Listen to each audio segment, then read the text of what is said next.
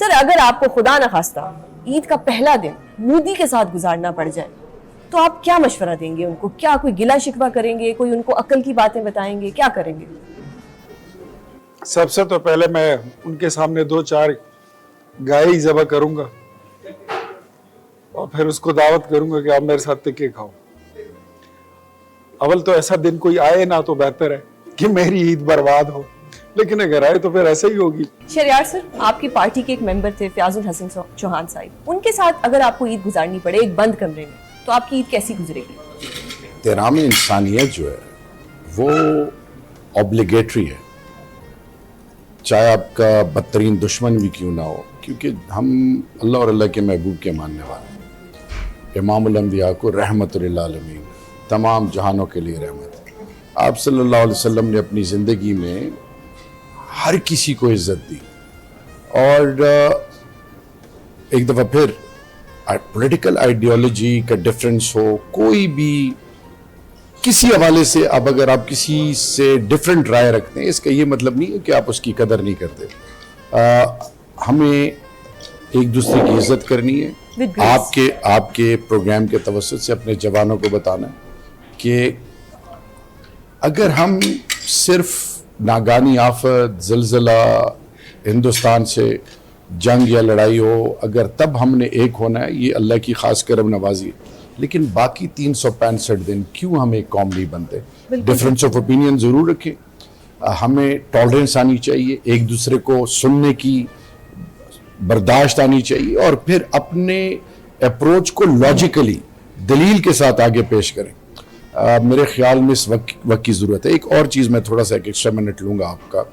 آپ نے کوشچن کیا تھا کہ آپ کی بچپن کی عید کیسے گزرتی تھی، تو آپ کے پروگرام کے توسط سے میرے والد صاحب MNA بھی تھے، ڈسٹرکٹ کونسل چیئرمین بھی تھے، ہم بچے تھے چھوٹے، سال میں ایک جوڑا ملتا تھا. اچھا، ایک چپلی عید پر، عید پہ. اور حیا، غیرت، عزت، محبت، رشتے انٹیکٹ تھے، روایات، ہماری بنیاد مضبوط تھی. تربیت ماں باپ کے علاوہ آپ کے معاشرے سے آپ کو وہ تربیت ملتی تھی جس سے آپ وہ انسان بنتے تھے جو بڑوں کی عزت ہوتی تھی، اخلاص ہوتا تھا، اور پھر چھوٹوں پہ شفقت اور بڑوں کے لیے احترام. تو اب ریکویسٹ یہ ہے کہ وہ ویلیوز جو ہیں ان کو ہولڈ کرنا ہے. اور میرے اس آج کے دن کے توسط سے یہ میسج ہوگا اپنے پوری قوم کے جوانوں کو، آنے والی نسلوں کو، کہ اپنے بڑوں کا احترام کریں، ان کو مت لوز کریں، ان کو انڈرمائن مت کریں. آج کے دن دادا، دادی، نانا، نانی، آپ کے جو رشتے ہیں ان کے ساتھ بیٹھیں، ان کو اون کریں، ان کو ٹائم دیں. وہی انسٹیٹیوشنز ہیں اور ان کی دعائیں آپ کو دنیا اور آخرت دونوں میں عروج دے سکتی. نو ڈاؤٹ سر، آپ نے بہت پیاری بات کی. سر آپ سے ایک سوال کرنا چاہتی ہوں کہ سر نے جس طرح کہا کہ ڈفرینس آف اوپینین ہونا چاہیے، ڈفرینس آف اوپینین کو ہم لوگ بہت سراہتے ہیں، لیکن کہیں نہ کہیں پاکستانی معاشرے میں کنفیوژن آ جاتی ہے. اب آپ کی اور گنڈا پور صاحب کی ایک نوک جھوک چلتی رہتی ہے. اس لو اور ہیٹ ریلیشن شپ کو آپ کیا نام دیں گے عید کے موقع پر؟ لو اور ہیٹ، اس کو آپ پھر لو افیئر ہی کہہ دیں. بالکل ٹھیک ہو گیا سر. اختیار ولی صاحب آپ کی طرف آتی ہوں. ایک جنرل کوشچن کہ آپ کو کیا لگتا ہے، آپ کے اوپینین میں زیادہ اچھے وزیر اعظم کون تھے، شہباز شریف صاحب یا میاں محمد نواز شریف صاحب؟ پھنسا دیا آپ نے. آپ لوگوں کی طرف بھی آ رہے ہیں سر. ہر بندے کی اپنی کریڈیبلٹی ہوتی ہے، ہر بندے کے اپنے کریڈنشلز ہوتے ہیں، ہر بندے کی اپنی اچیومنٹس ہوتی ہیں. اگر میاں نواز شریف کو دیکھیں تو ان کے نکالنے آپ موٹر ویز کو، ایئرپورٹس کو، اس ملک میں جتنا انفراسٹرکچر ہے وہ تو ہمیں نواز شریف نے دیا. اور پھر شہباز شریف کو آپ کس طرح رول آؤٹ کر سکیں گے کہ جنگ جیتنے کے علاوہ مطلب انہوں نے کہا میں پاکستان اکنامکلی ہم تو کولیپس ہونے چلے گئے تھے. جو ملک جس کی آوازیں اٹھ رہی تھی کہ یہ دیوالیہ ہونے جا رہا ہے، یہ 3 ٹکڑے ہو جائے گا، ہم بینک کرپٹ ہو رہے ہیں، ہماری LCs نہیں کھول رہی ہیں، وہ ملک آج الحمدللہ آج ایک مسکیولر اکانومی کے ساتھ الحمدللہ کھڑا ہو گیا.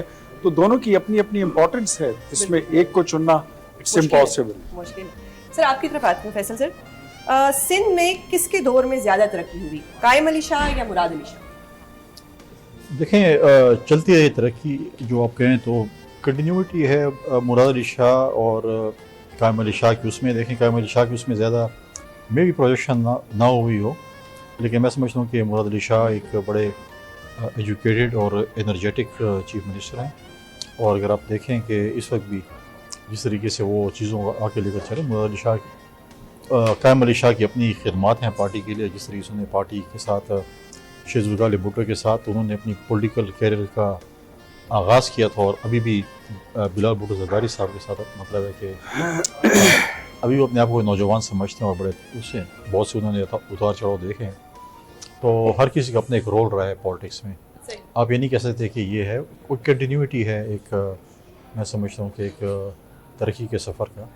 اور شاید اس زمانے میں پیسے کم ہوتے ہوں گے, اس زمانے میں پیسے زیادہ ملتے ہوں گے, ریونیو جنریشن پہلے سے زیادہ ہوتی ہوگی.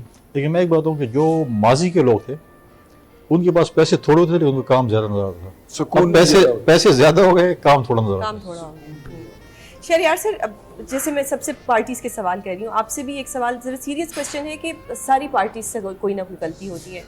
پی ٹی آئی سے بھی ماضی میں کچھ غلطیاں ہوئی تھیں. آپ کو کیا لگتا ہے کہ عثمان بزدار صاحب کو وزیر اعلیٰ پنجاب بنانا غلطی تھی یا اسمبلیاں توڑنا بڑی غلطی تھی؟ اسمبلیوں سے نکلنا صحیح غلطی.